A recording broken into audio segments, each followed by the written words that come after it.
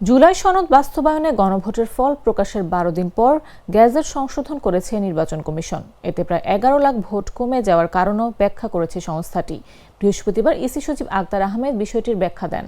আগে প্রকাশিত ফল সংশোধন কেন করতে হলো এবং ভোটের সংখ্যা প্রায় ১১ লাখ কেন কমে গেল এমন প্রশ্নের জবাবে তিনি বলেন, তখন করণিক ভুল ছিল, ট্রান্সপোজিশন এরর ছিল, যার কারণে এ ভুল হয়েছে। করণিক ভুল তো হতেই পারে, যেহেতু হাতে করা হয়।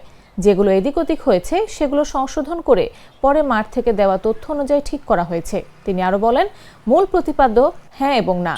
হ্যাঁ ভোটের সংখ্যা বেশি, এতে কোনো বিচ্যুতি হয়নি। সচিবের মতে মূল বিষয় হ্যাঁ এবং না ভোটের সংখ্যা। প্রথম গ্যাজেট অনুযায়ী হ্যাঁ ভোট ছিল ৪,৮২,৬৬,৬৬০ এবং না ভোট ২,২০,৭১,৭২৬। সংশোধিত হিসাব অনুযায়ী হ্যাঁ ভোট কমে ৪,৭২,২৫,৯৮০ এবং না ভোট ২,১৯,৬০,২৩১। বাতিল ভোটের সংখ্যা ৭৪,৩৫,১৯৬ মোট প্রদত্ত ভোটের সংখ্যা আগের তুলনায় ১০,৭৩,৬১৬ কমেছে। তবে বৈধ ভোটের ভিত্তিতে গণভোটের ফলাফলে কোনো বিচ্যুতি হয়নি এবং হ্যাঁ ভোটের সংখ্যাই প্রাধান্য পেয়েছে।